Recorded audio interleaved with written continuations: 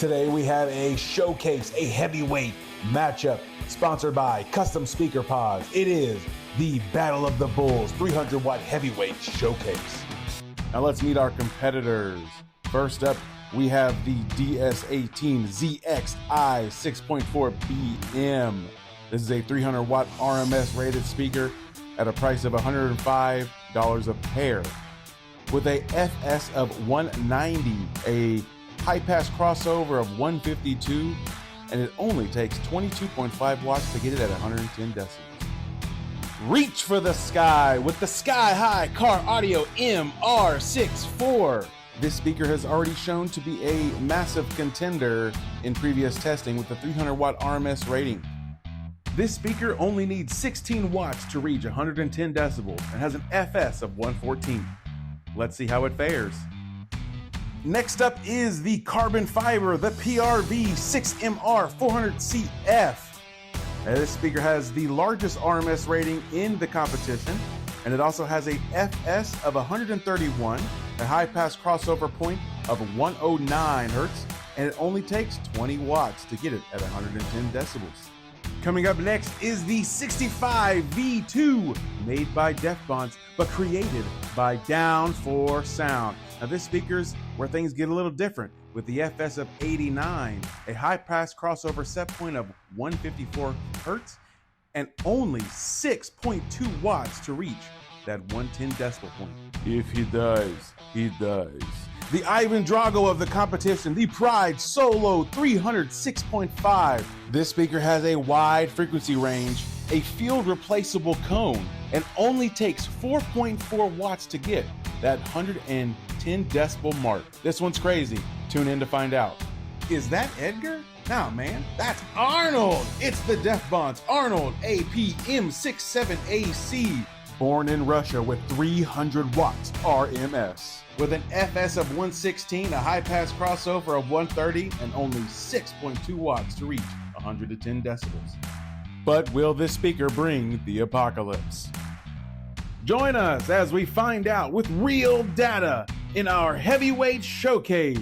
Brought to you by Custom Speaker Pods.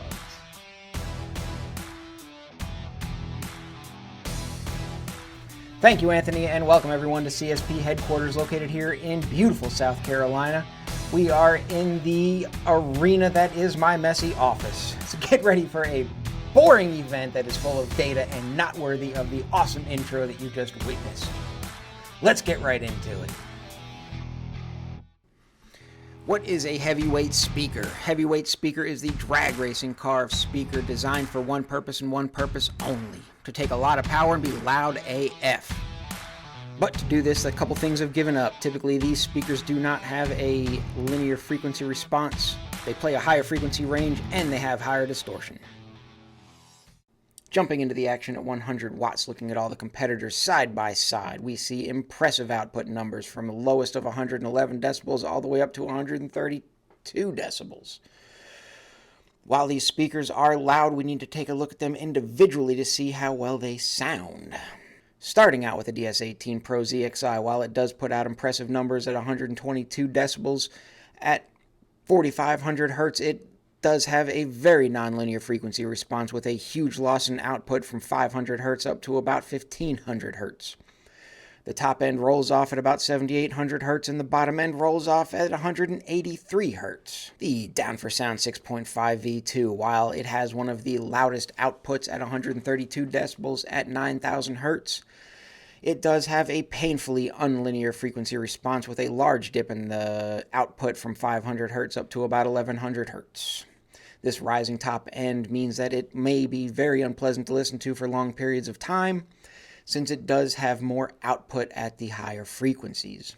This speaker starts losing output at about 12,000 hertz on the high end and 150 hertz on the low end. The Solo 300 competition from Pride Audio, this speaker puts out very awesome loud numbers at 130 decibels at 5,444 hertz. And it has a semi-linear response with a rising top end starting at about 3K. This speaker starts losing output at about 9,000 hertz on the high end and 230 hertz on the low end.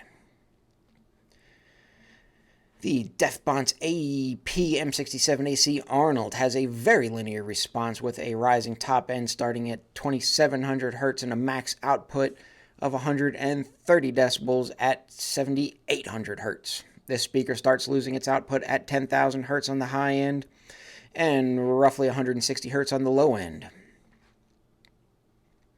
The 6MR400CF from PRV Audio. It does have a fairly linear frequency response with a rising top end starting at 3500 Hz and a max output of 126 decibels at 10,000 Hz. It starts losing output at about 12,000 Hz on the high end and 156 Hz on the low end. The Sky High Car Audio MR64, while this is not the loudest in the competition with a 100 watt output at 122 decibels, it does have a very linear response with one of the smallest rising top ends out of the group. It starts losing output at 9,000 Hz on the high end and 150 Hz on the low end. Now, while this is the battle of the heavyweights, output is key, but distortion is king. Now, looking at the distortion numbers at 100 watts. Looking first at the distortion of the DS18 Pro ZXi, distortion rises above 10%, hitting above 20% in some frequencies. Overall, this speaker does not perform well at 100 watts. The Down for Sound 6.5 V2 doesn't fare well either at 100 watts, with distortion rising well over 10% throughout most of the frequency range and hitting 20% throughout some of the frequencies. The Pride Solo 300 at 100 watts stays very well maintained with distortion under 10% throughout the frequency range, with a lot of it staying near 5% throughout the playable range. The Defbon's Arnold stays well behaved as well at under 10% distortion, with a single peak reaching up above 10% at 2700 Hz, but for the majority of the mid-range frequencies it stays about 5%. The PRV6MR400 stays very well maintained, with all the distortion staying under 10% and nearing 5% throughout most of the frequencies, with a couple exceptions at 1000 Hz and 2000 Hz. The winner overall in the output distortion at 100 watts, the Sky High 6MR400 stays well under 10% at all frequencies and maintains itself extremely well under 5% throughout the playable range, with a lot of it staying at an impressive 2%. Now it's time to take a look at these speakers at 150 out of the 300 watts. Again, all these speakers put out impressive numbers, starting from the lowest of 112 decibels, climbing up to now 133 decibels. Individually, we will look first at the DS18 Pro ZXi. While it does increase a little bit out of output, there is still this huge dip in the middle of the frequency response. The Solo 300 from Pride Audio does increase its output to 131, almost 132 decibels at 5,300 Hz. Still with a somewhat fairly linear response, but a couple dips showing up with more power. The Defbon's Arnold stays extremely linear, with the output increasing now to 131 decibels at 7,500 Hz, with a crazy dip showing up now at 6,000 Hz. The Down for Sound 6.5 V2, with an impressive output of 133 decibels at 9,400 Hz. However, the frequency response is not very linear at volume, with a large dip between 500 and 1,100 Hz. The PRV6MR400 again surprises us by putting out an impressive output of 129 decibels at 10,000 Hz, but with a fairly nonlinear response and a very significant rising top end starting at 3,700 Hz. The Sky High Car Audio, while it does not put out the most decibels, it does have the most beautiful linear response at volume, with an output topping at 124 decibels, which is very respectable at 6,000 Hz. But the final say of whether or not these speakers are any good is the distortion levels. It doesn't matter if it can play loud if it's only playing loud static. So, taking a look first at the DS18 Pro ZXi, it does have the lowest output, and it does have some terribly large distortion, with peaks starting at 10%, rising above 20%. PRV6MR400 does stay mostly well under 10%, with a small peak at 1,000 Hz rising well over 20%. The Down for Sound 6.5 V2 does not fare well in the distortion department, as it has much distortion rising over 10% with a couple peaks over 20%, and very little staying under 10%. The Defbon's Arnold fares decently with a lot of the frequency range staying under 10% distortion and with a very small peak at 100 Hertz climbing almost up to 20% and a very small peak at 2700 Hertz. The Pride Solo 300 fares well at most of the distortion staying under 10% and a couple of the frequency ranges staying under 5% with nothing climbing above 20%. And finally, the Sky High Car Audio MR64. This is one of the cleanest sounding speakers at volume, with distortion all staying well under 10%, the majority of it staying under 5%, and a bunch of it staying even close to 2% distortion at 150 watts. So that about wraps it up here for our evaluation of the speaker heavyweights here from Custom Speaker Pod's headquarters. It's too tough to call a clear winner with these speakers, as it all depends on what you want to get out of it. These speakers do play very loud, but a couple of them only play very, very, very loud at the higher frequencies. The standout in this competition for me is the Sky High Car Audio MR64 with the most linear response even at higher volumes. But if you want something that is loud, plays loud, and just does loud, regardless of sound quality, I would say probably the Down for Sound 6.5 V2 does have the loudest, but not the cleanest response. Pride Audio would probably have to take the cake, and it is a very close tie with the Defbon's Arnold. Welcome to the Custom Speaker Pod's press conference from the Heavyweight Showdown. Here in a moment, we're going to have Brandon Shinoski live answering questions from our viewers and our press conference in attendance. All the attendees got to submit questions. We got them, and we organized them, and now we're going to ask Brandon what those guys think. So, without further ado, let's bring in the owner of Custom Speaker Pods from South Carolina, Brandon Shinoski.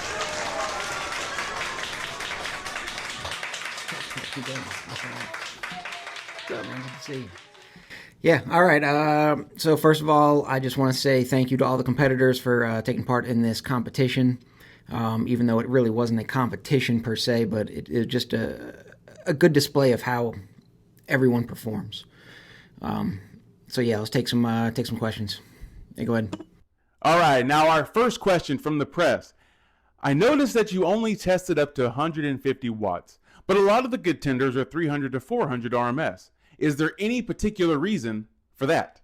Yeah, I think, we didn't test at 300 watts simply because the equipment we have in this facility didn't really go up to 300 watts. And as far as the testing is concerned, our microphones and everything couldn't really handle 300 watts. But good question. Showing how much distortion is present whenever you crank up the volume, is it even a good idea to put 300 to 400 watts on these speakers in the first place? Great question. Yeah. A couple of these speakers would have a hard time getting to 300 watts, but for the majority, I think the Pride Audio and the Defbon's Sky High for sure would definitely have no problem getting up to 300 watts without being too distorted. Yep, good one. We saw some data here from different brands of 6.5s. But out of these 6 heavyweights tested, which one would you say performed best? That's a good one. I think it's too hard. It's too hard to call a true winner on these. It all depends on what you want to get out of it, I guess. A lot of these speakers, the Defbon's and the Pride Audio, as well as the Down for Sound, they all have a very, very high top end. What that means is that the very high frequencies will play much louder than the lower frequencies. So, that for me, for a sound quality standpoint, that wouldn't be very good. But if you just want to scream and get loud and stunt wall type thing, I think these speakers would do very well. We've seen an inconsistent performance trend from DS18 on more than just this showcase. Is that brand wide or product specific? I've had problems with the DS18s before. I don't know if this is an inherent problem with the speaker or just the way it is. So, yeah. We've recently seen Custom Speaker Pods list Pride audio speakers to be available for purchase on the website. But what makes them special to join the website selection? Yeah, Pride Audio, it's one of those speakers that is not new in the game, but not really well known, at least in the the circles that we travel in here. But yeah, it's a really neat speaker. It's got a different design than anything else I've seen. The replaceable cone is pretty cool. In case you wanted to do that, yeah, it's a good one. We see a lot of these high-powered speakers in stunt wall applications. Would these heavyweight contenders be a proper fit for a set of door speaker pods? Could it be seen as kind of excessive to some car audio enthusiasts? I think, would these speakers be good in a door-mounted application? It's tough. It's really tough to say with that. If you're looking for a sound quality type application, absolutely not. I wouldn't recommend these simply because they don't play very low. But as far as that rising top end is concerned, if you keep it at a manageable volume, a lot of that top end is going to be canceled out by the cancellations in the cabin of the car. Were any of the competitors in this showcase mid-bass specific, or are these just loudspeakers? No, these are not mid-bass speakers at all. These are truly mid-range speakers. They don't play really well below 200 hertz. So as far as mid-bass, no, these are not the ones you need.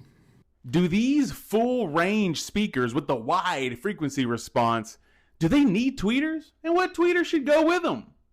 Tweeter with these? No, these do not need tweeters. If you put tweeters with these types of speakers, the top end of the frequency response is so high already. If you put a tweeter with these without applying some sort of low-pass crossover, all you're going to hear are highs, and it's not going to sound good at all.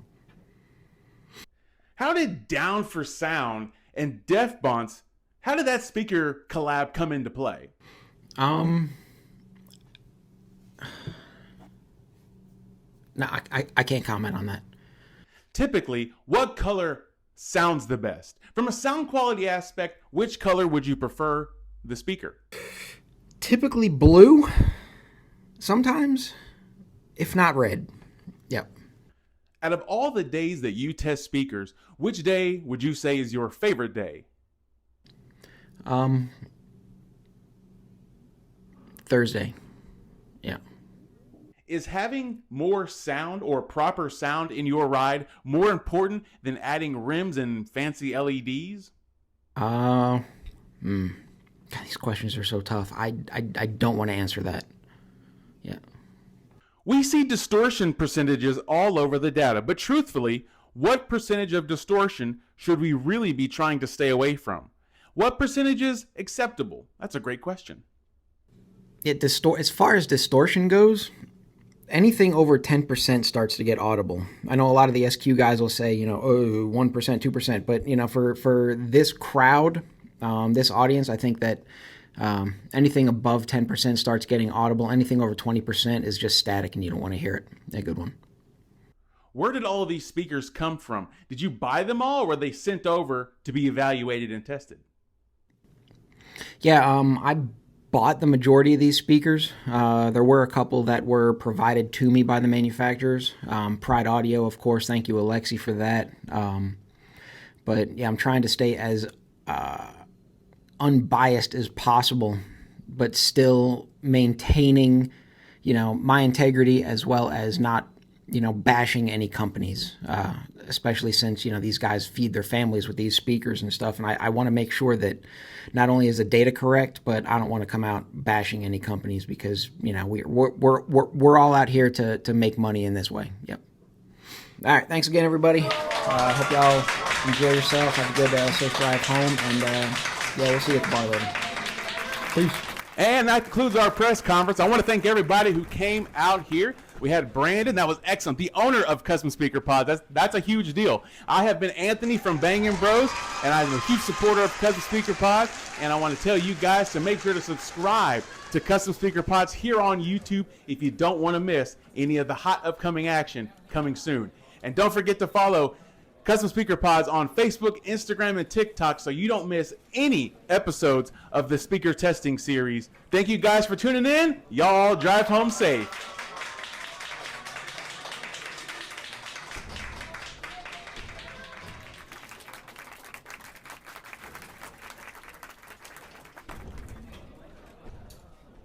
I got you.